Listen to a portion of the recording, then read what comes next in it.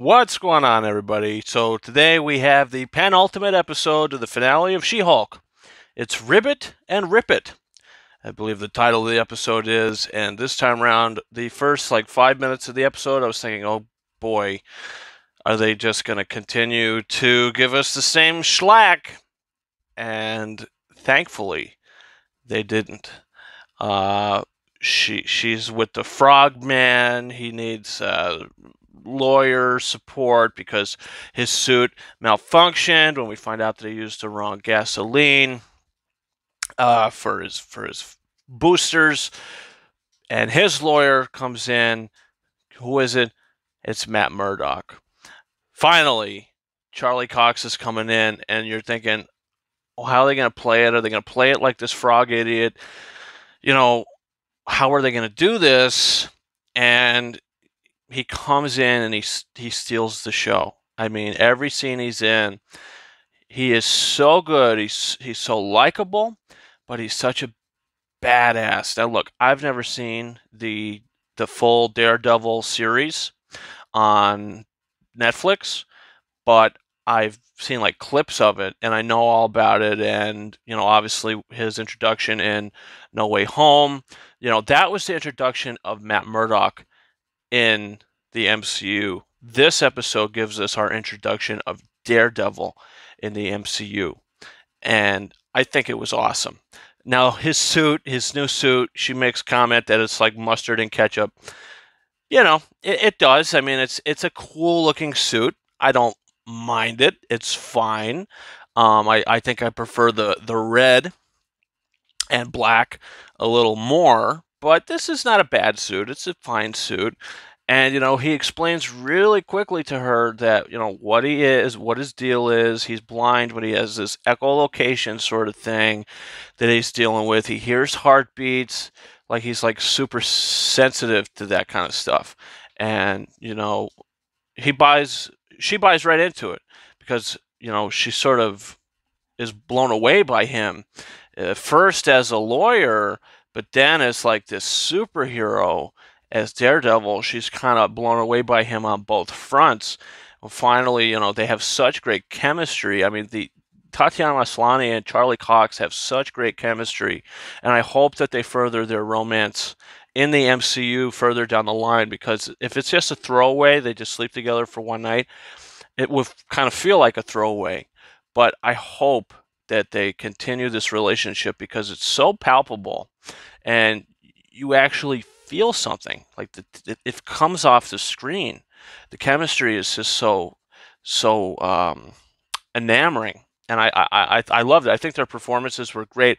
The action, the story overall. Look, it's a story similar to what we've gotten in the past shows.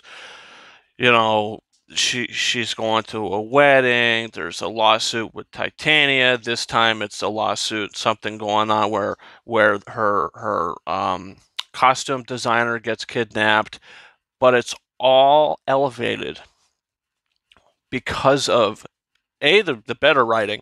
The episode is just better written, and Charlie Cox as Matt Murdock, and his chemistry with Tatiana Maslany. And I think the use of her in this episode and the comedy, all of it just works so much better. And I don't know if the writers were just like, okay, we once we get Daredevil in, we have to really actually try, because that's what it seems like. Because it just seems like such a better show, and she's a great character. And then the end of it, you don't need Matt Murdock to prove that, okay, this show can really stick the landing. Without him, he was kind of the boost, but we see, she's been hacked, and behind the screen at the thing that she's accepting the award, that, some pretty bad stuff is coming out about her. She gets really mad. She finally has this Hulk rage that we've never seen from her before. Love to see that. How people are running away, as if we saw with Hulk in Age of Ultron after he was blowing up the city fighting the Hulkbuster.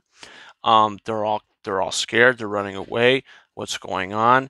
I mean, it's really interesting stuff. So at the end of the episode, she sees, uh-oh, I'm in the public eye, and not in a very good way.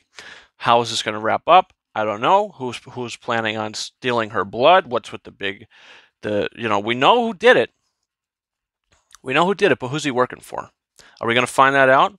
She gave mention to a Red Hulk. Are we going to see that? I don't know. Maybe not. But hey, I'm in. I can't wait for the finale. I mean, this week's episode of Andor and She-Hulk were both excellent. So that's so relieving to say. I didn't necessarily care for last week's episode of Andor too much, or last week's episode. Well, last week's episode of She-Hulk definitely started in a progression, but this is the best episode of the series so far. So, guys, comment down below. What do you think about this episode? Are you excited for the finale? What do you think is going to happen? Also, don't forget to hit that subscribe button. You can watch my spoiler review of episode 5. I can't speak again. Apparently, episode 5 of Andor. That's up now. Reviews for Bros and Amsterdam coming later today. And also, guess what? Halloween Ends is coming right around the corner. Very excited about that. And it's Halloween movie season. I've got reviews for Hocus Pocus 1 and 2 up on the channel. I also plan on talking about the Evil Dead films and maybe something else along the way. So we'll see what happens there. You can also follow me on Twitter, RyanKing72, and Instagram and TikTok at King Arises 131. Guys, that's been it for me. Thank you so much for watching my review, my spoiler review for episode 8 of She-Hulk. Ribbit or rip it. And until next time, over and out.